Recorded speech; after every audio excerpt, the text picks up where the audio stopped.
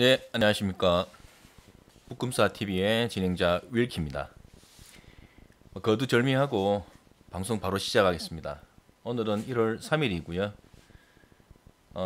최근 지난 연말부터 해서 올 초까지 쏟아져 나왔던 증권사들의 올해의 시장 전망과 어떤 유망 섹터들에 대해서 기사들을 쭉 뽑아봤습니다. 쭉 뽑아봤는데 좀 공통적인 내용들도 있고 좀 차별화된 내용들도 있어서 그 부분 조금 요점 정리하는 식으로 제가 PPT로 한번 만들어 봤고요.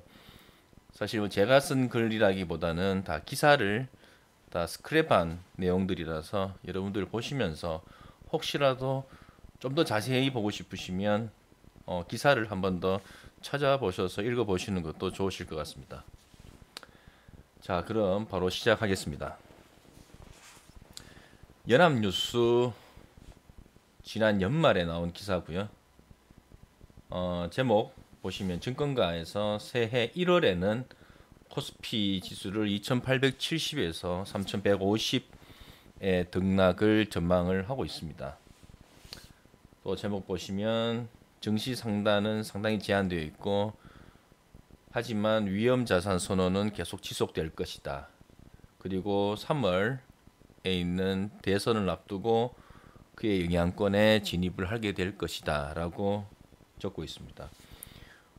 요 기사 내용 중에서 제가 중요한 부분만 조금 빼봤습니다. 같이 한번 보겠습니다. 자, 한지영 키움증권연구원은 위험자산 선호 심리는 1월에도 계속될 것으로 보인다. 그리고 3월에 대선을 앞두고 1월부터 주식시장도 그 대선 영향권에 진입할 것이라고 관측도 나오고 있다. 이렇게 이야기를 하면 저희는 어떤 생각을 해야 되냐면 일단은 주식시장의 투심은 계속 지속이 될 것 같고 그리고 3월에 있는 대선 영향권에 접어들게 된다. 뭐 대선 테마주가 득세를 할 수도 있고 아니면 대선 주자들의 공약에 일희일비하는 어떤 업종이라든지 뭐 주식들이 주식의 종목들이 계속 나올 수가 있다라고 생각하시면 될 것 같습니다. 그리고 노동길 신한금투연구원은 과거 코스피는 대선 2개월 전부터 절대적 및 상대적으로 수익률이 상승했다라고 이야기를 했습니다. 그러니까 3월에 대선이 있으니까 뭐 1월부터는 대선 랠리라고 해서 지수가 상승하는 측면을 보였다라고 이야기를 하고 있습니다. 그리고 2022년에 투자를 이끌 업종으로 반도체, 그리고 2차 전지, 그리고 신재생, 그리고 수소 가치 사슬을 기존 사업에 장착한 뭐 건설, 철강, 운송 등을 예상하고 있습니다. 여기서 눈여겨볼 거는 반도체를 조금 눈여겨볼 대목이고요. 그리고 건설, 철강 이런 부분들도 조금 눈여겨볼 대목인 것 같습니다. 사실 조금 이 부분에서 제가 리송했던 거는 사실 지금 원자재 값이 상당히 폭등 수준인데 건설, 철강 이런 부분을 상당히 또 좋게 본다라는 측면. 특히나 철강은 뭐 충분히 이해가 되지만 일단은 지금 건설 경기가 썩 좋지 못한데 어찌됐든 건설을 상당히 투자 유망 업종으로 꼽았다라는 점 솔직히 좀 아리송합니다. 자, 다음 그리고 이은택 KB증권연구원은 뭐 오미크론 등장과 함께 조정받은 주식에 관심을 가질 만하다. 그죠? 사실 지난 하반기에 오미크론이 등장하면서 다시금 경기 위축에 대한 어떤 불안감과 함께 또 상당히 또 조정받은 섹터들이 많습니다. 그죠?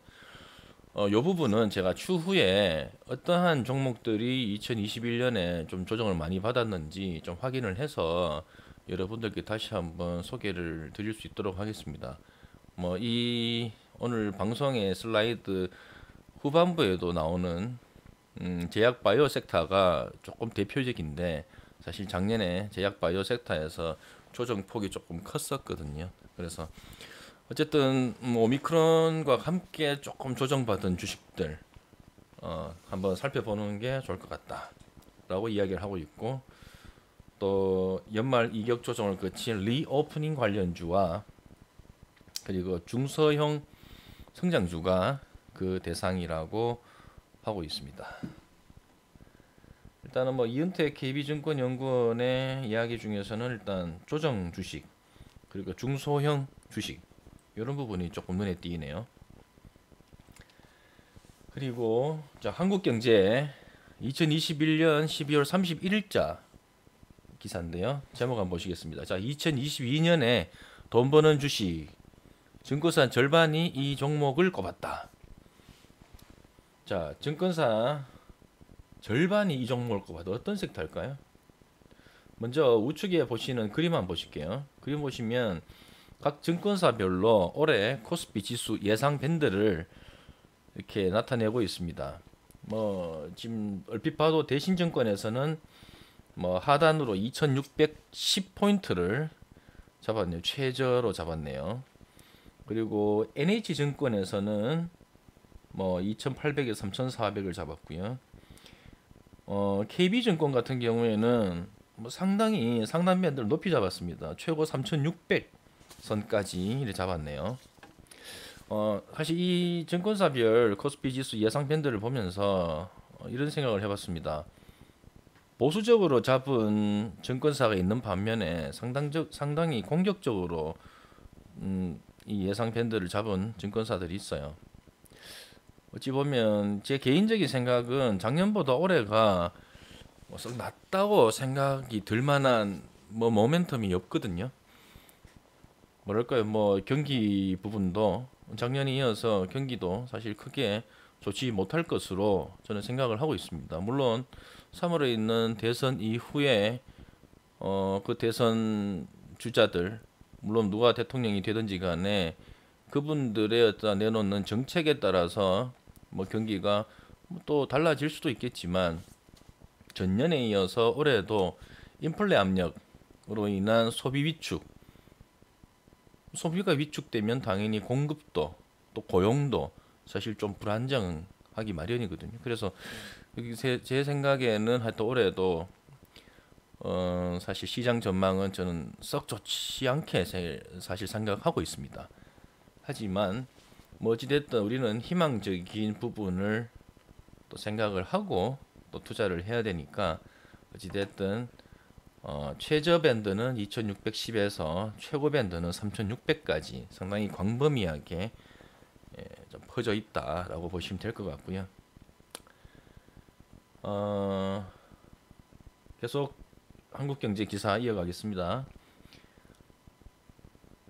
자, 상단에서 가장 낮은 상단을 제시한 이베스트 투자증권은 뭐라고 했냐면 코로나19 이후 서비스업 중심의 경기 회복은 선진 시장에는 유리하다라고 했고, 자 2022년 코스피 지수는 과거와 같은 박스권 장세를 보일 가능성이 높다. 박스피가 될 가능성이 높다라고 얘기를 했습니다.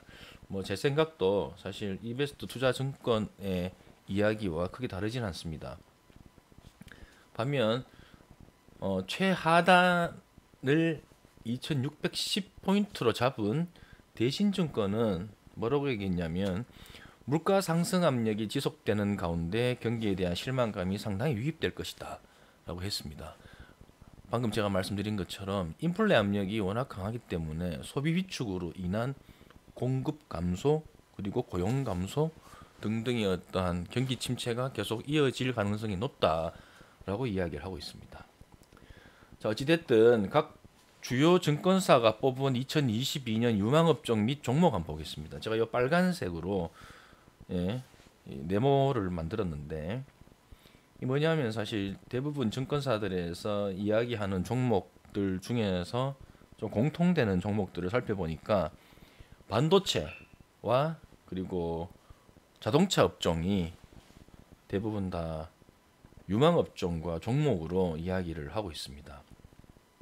제일 많이 나오는 삼성전자, 그리고 SK 하이닉스, 뭐 현대차, 기아차, 그죠? 그리고 건설 IT 반도체, 뭐 이렇게 보시면 아무래도 공통된 업종이라는 것은 올해 가장 주도할 수 있는 업종과 종목이라고 보시면 될 것 같고요. 그리고 증권사 애널리스트들이 사실 연초에 내놓는 이 전망에 포진되어 있는 업종이나 종목들은 어찌됐든 얘네들이 올해 뭐 랩 업카운트로 해서 종목을 쌀 때라든지 아니면 뭐 증권사에서 기관 투자를 진행을 할 때라든지 이런 종목들 위주로 사고 팔고 할 가능성이 높다라고 봤을 때 절대 간과해서는 안 될 종목과 업종이라고 보시면 될 것 같습니다.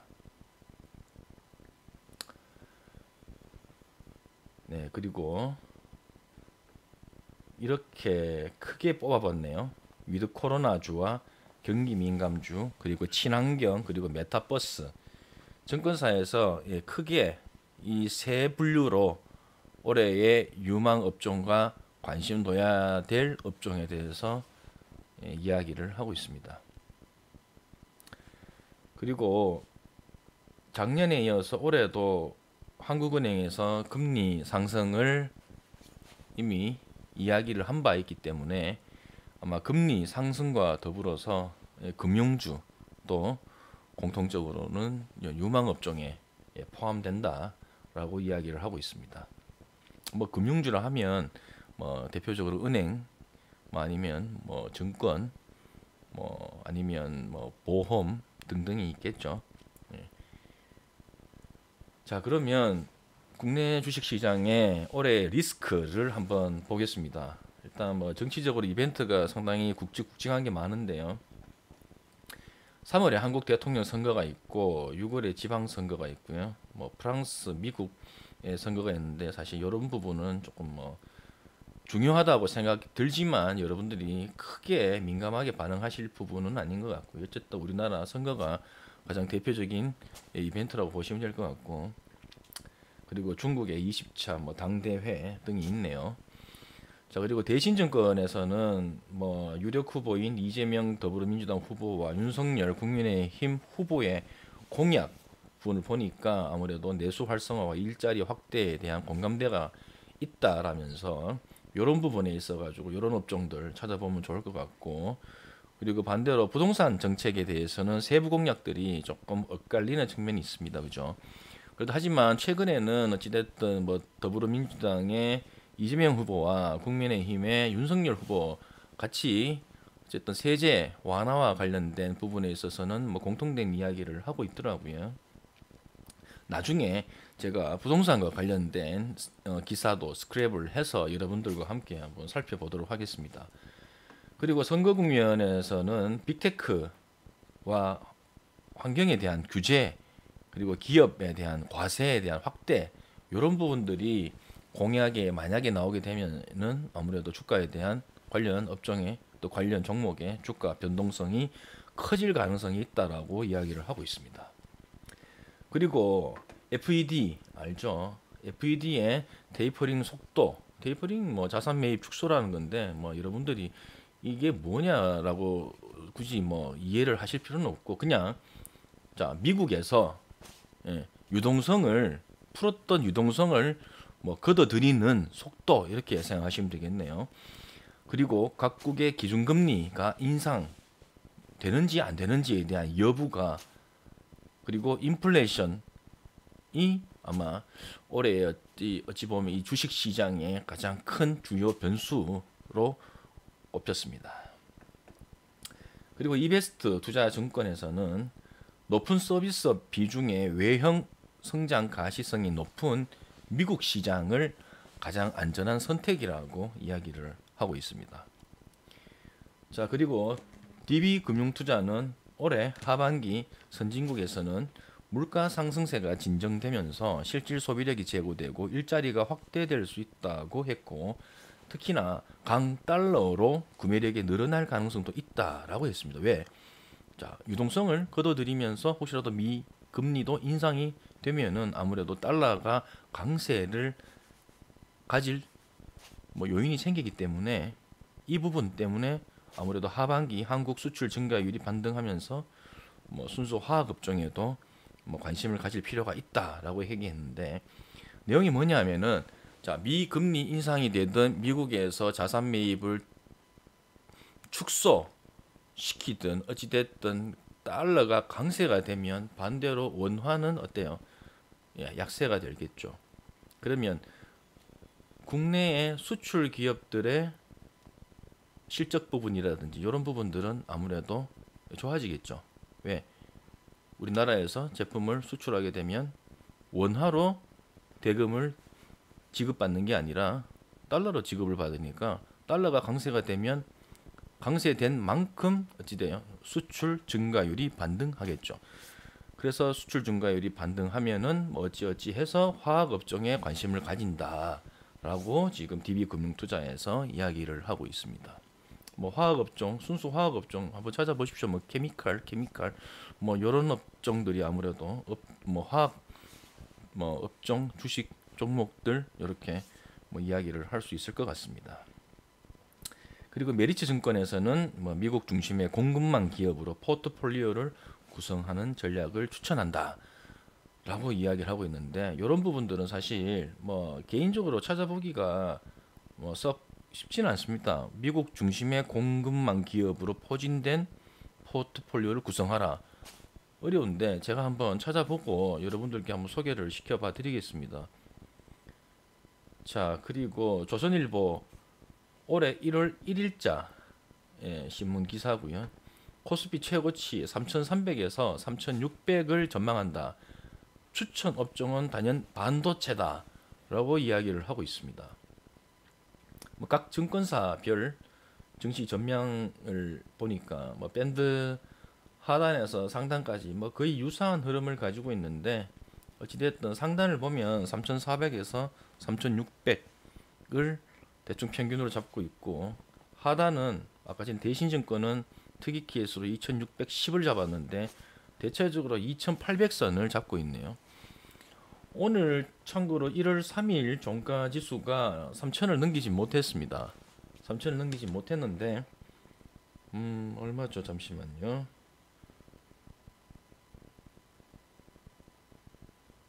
예, 오늘 2,988포인트로 장 마감했는데 만약에 2,800선까지 지수 만약에 하단 밴드까지 붙이더라도 어때요? 뭐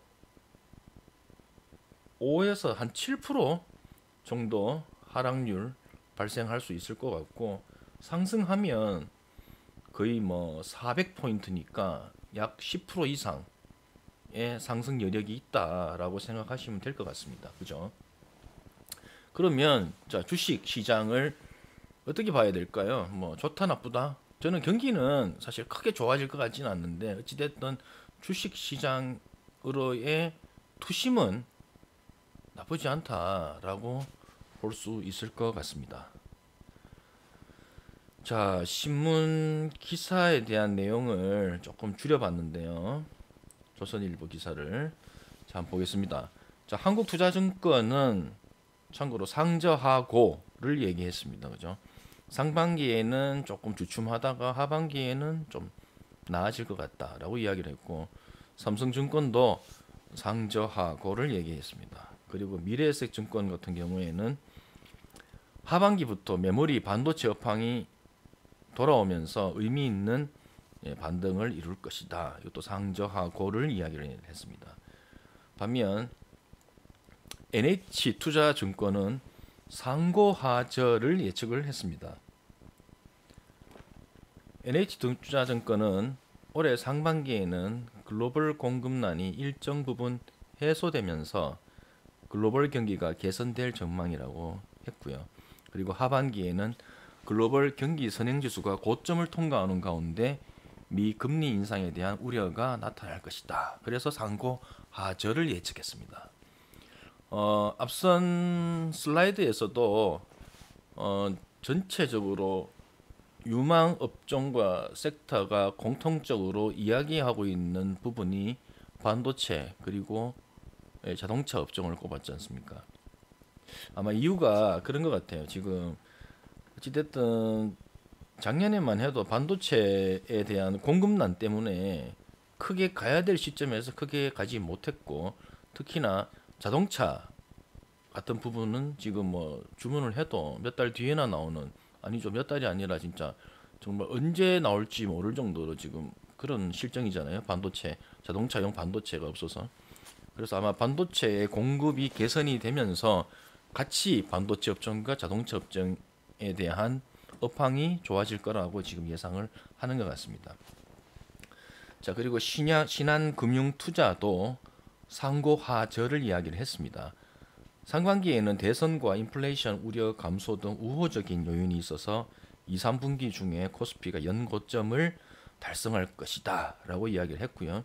하지만 3분기 금리 인상의 여파와 미 중간선거에 따른 불확실성이 증시에 부정적인 영향을 미칠 가능성이 있다라고 이야기를 했습니다. 자, 다시 2022년 국내 증시 전망에서 공통적으로 이야기하고 있는 업종은 반도체다라고 이야기를 하고 있습니다. 그래서 제가 나중에 보고 반도체 업종에서도 작년에 조금 조정폭이 컸던 종목들 한번 추려볼 생각입니다. 뭐 어찌됐든 지금 제 투자 원칙은 그렇거든요. 싸야 된다. 싸야지 매수를 하지, 비싸면 매수를 하지 않는다라는 게 제 원칙이거든요. 그래서 어찌됐든 작년에 조정폭이 컸던 종목들 중에서 올해 실적이라든지 뭔가 모멘텀이 바뀔 만한 그런 종목들이 있는지 한번 찾아봐서 뭐 제 상상이니까 한번 여러분들과 함께 공유해 보도록 하겠습니다. 자, 그리고 자 2022년 증시 전망, 코스피 최고 뭐 3,600선 전망, 이건 아까도 이야기를 드렸던 부분이 또 나오네요. 그리고 중요하게 보실 게 신동중 KB증권연구원은 뭐 증시 반등을 확인하는 저점은 바이오 등 저평가된 분야의 반등 여부와 새로이 시장을 이끄는 사이버 보안, 그리고 블록체인, 그리고 메타버스 등의 테마의 지속 성장 가능성이 있느냐 없느냐에 따라서 증시 반등을 확인할 수 있을 것이다 라고 이야기를 하고 있습니다. 실제적으로 작년에 메타버스와 이 사이버 보안 관련 주식들이 엄청 많이 올랐죠. 그래서 지금 현재 아마 시가총액 상위주에 포함되어 있는 대부분의 종목들이 이와 관련된 주식들인 것 같습니다. 자, 우측에 보시면 이경민 대신증권연구원은 또 뭐라 그랬냐면 2022년 1분기까지는 코스피 기업의 실적 전망치가 하향 조정이 지속될 수 있다라고 이야기를 했습니다. 뭐 기업 실적이라는 게 사실 뭐 예측하기는 조금 뭐 어려울 수는 있지만 업황을 보고 애널리스트들이나 뭐 기업 분석하는 뭐 재무 분석가들이 아무래도 실적 전망에 대한 부분을 뭐 예측을 하게 되는데, 그 전망치가 어찌됐든 상반기에는 좀 하향 조정이 있을 수 있다라고 이야기를 하는 것 같습니다. 그래서 밸류에이션 디스카운트 국면이 이어질 수가 있다라고 얘기해서 부정적으로 이야기하고 있다라는 거죠. 자, 그리고 코스피 변동성은 2021년 연말부터 해서 22년 1분기까지 확대될 것이라고 이야기를 하면서 뭐 일단 실적도 기업 실적도 하향 국면이고 뭐 코스피에 대한 변동성도 어찌됐든 계속 커질 것이다. 언제까지? 상반기까지는 뭐 그런 식으로 좀 이야기를 하고 있습니다. 따라서 빨간색 보시면 자 실망감이 그래서 유입이 돼서 주가 지수가 조금 이제 떨어질 가능성이 높다라는 이야기를 하는 것 같습니다.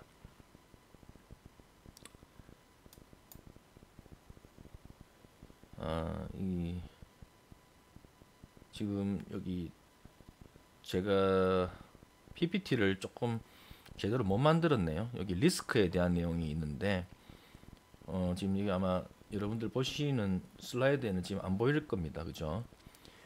일단 요 리스크에 대한 부분은 보이는 것만 한번 볼게요. 자, 헝다 이슈가 있었고요. 그리고 뭐 중국의 어떤 기업 규제가 계속 될 것인가, 이런 대한 부분이 리스크가 작용이 될 것으로 보이고요.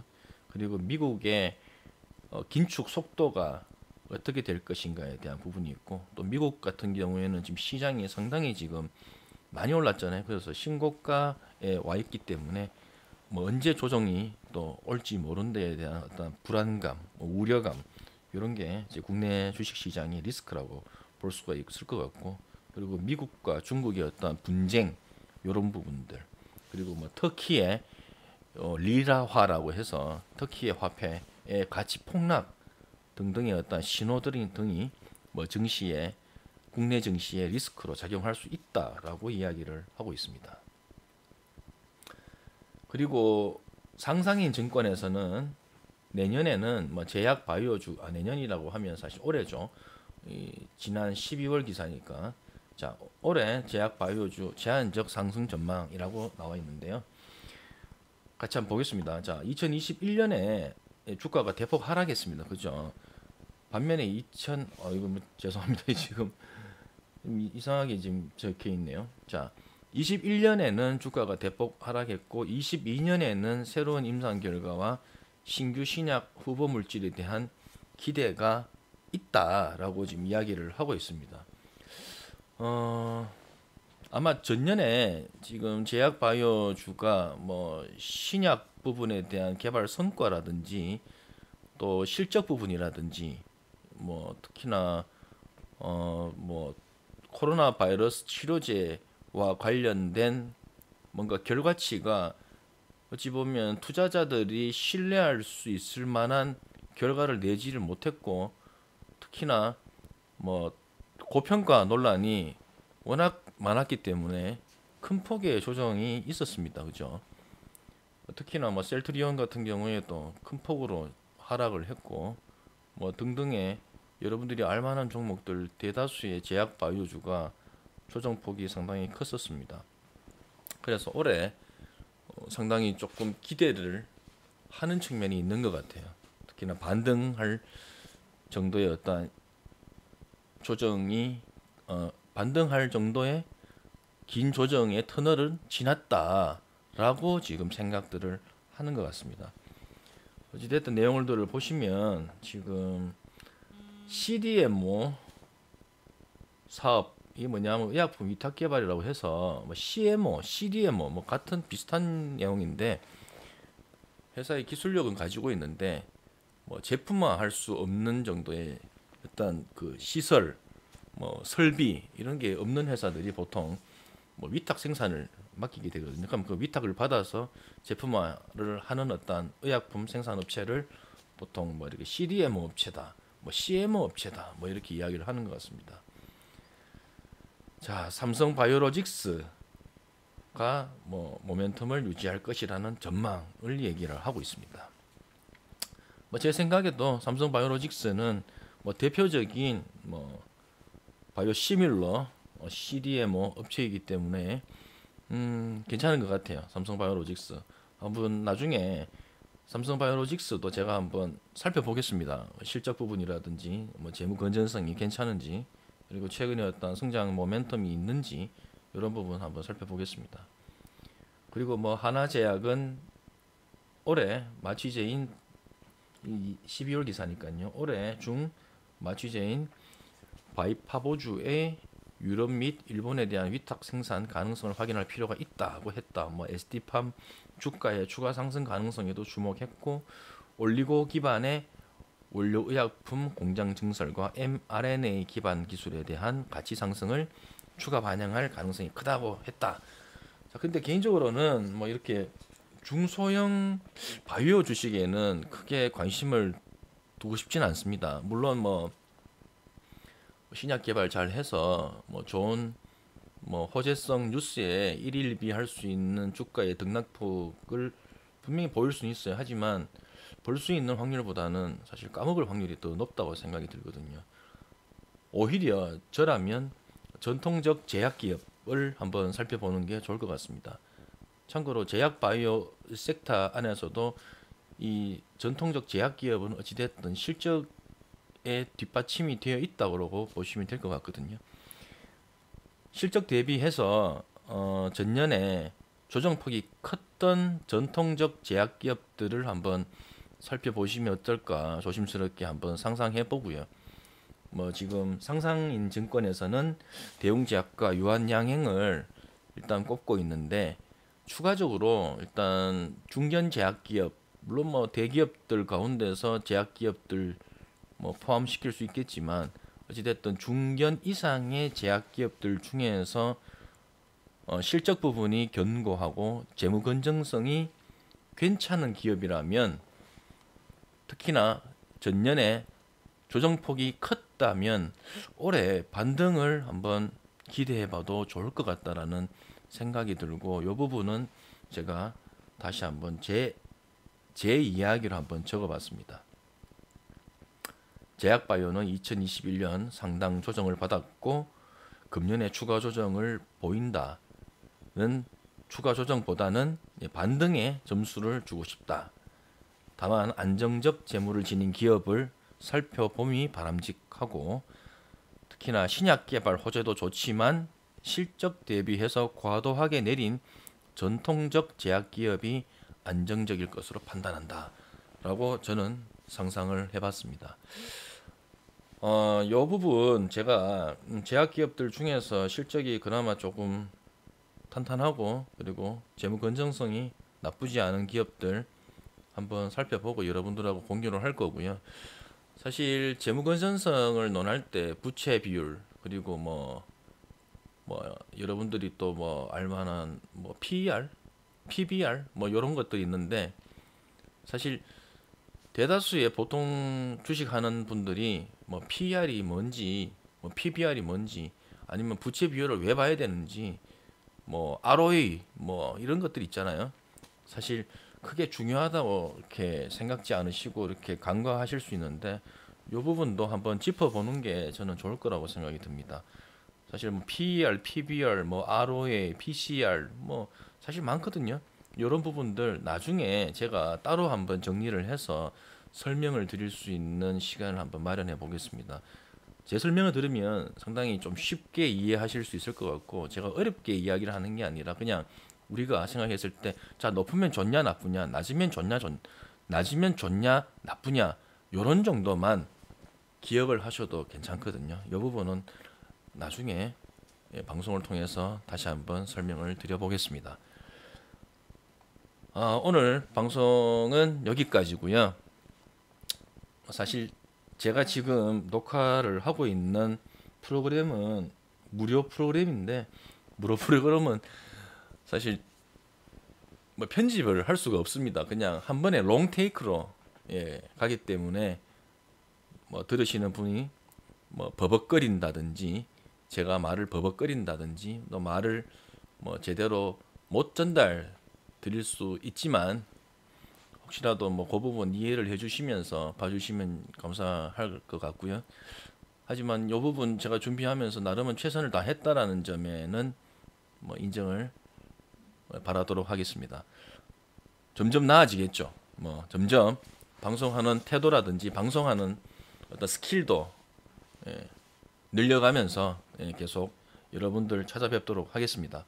다음 시간에 또 여러분들 인사드리도록 하겠습니다. 끝까지 청취해 주셔서 감사합니다.